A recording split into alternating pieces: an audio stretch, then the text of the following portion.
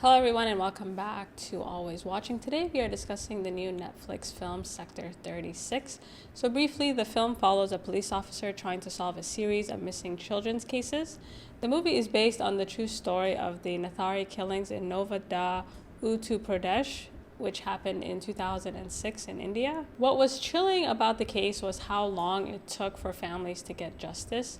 Most of the victims came from poor migrant backgrounds. Just to give you a brief overview to how insane this case was, many residents had reported their children missing and were largely ignored by local authorities, even though between 2005 and 2006, a number of dismembered female bodies were uncovered. Their complaints were unheard. Residents of this community approached the former president of the Resident Welfare Association, and with his help, they managed to organize some type of investigation and discovered a decomposing hand.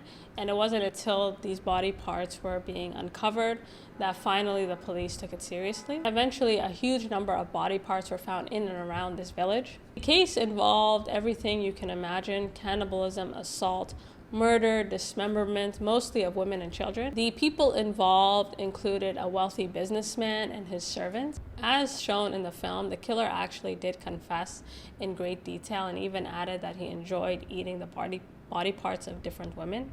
The businessman, as shown in the film, was a criminal and a pedophile, and most of these crimes took place in his home. I did feel like Sector 36 did a great job of trying to unpack the case and give us insight as to why a lot of these murders went unsolved for a long period of time. Getting into the movie, this is the directorial debut of Aditya Nimbalkar, and it's a very impressive debut. So starting with what I liked, I love the tone and the atmosphere of this film. It does feel like a true crime thriller. Like you constantly feel like there's a monster just lurking in the background. The film does not shy away from making it clear what exactly is going on with these murders. And although it's not graphic, it does walk that line. Like, it's very clear what's happening, and it does make you feel uneasy. Most of the film takes place in this rural community, and it really feels like a no man's land.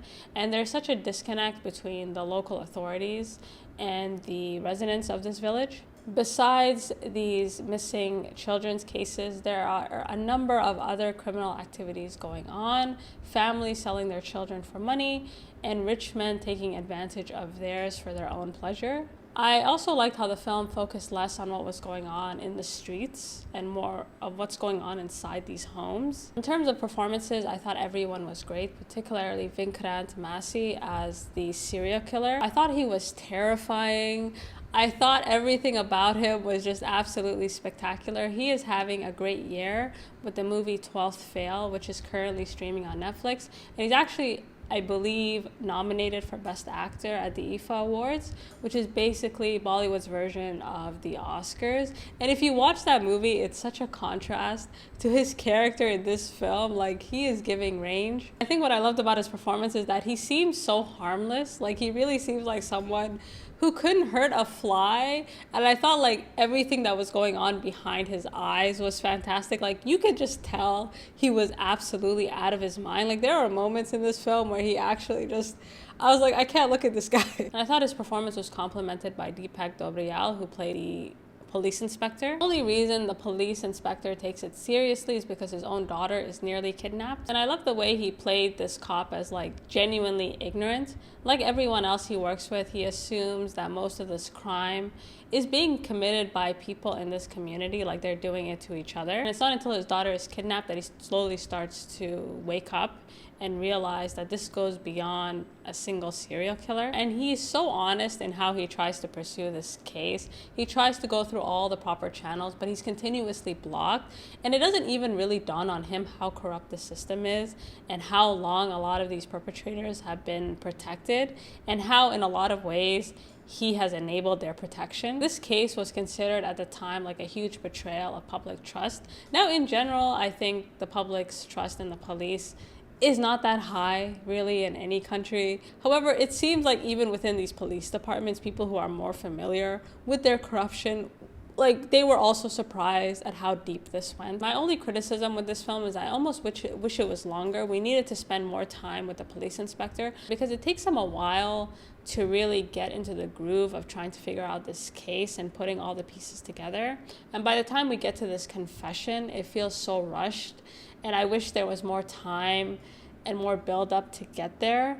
And this was a 2 hour and 3 minute movie, I believe, but this could have easily been 3 hours, and they could have just fleshed it out completely, and I would have been perfectly happy with that. Overall, I'm pleasantly surprised by this film. I think it's worth watching for the performances. And again, the tone of the film is very dark, and they're able to kind of maintain that throughout. If you have seen it, please let me know. If you're familiar with Vikrant, please let me know, because I only recently discovered him with 12th Fail. So watching this, I'm like, is that the same guy? Anyways, you guys let me know what you think, and until next time.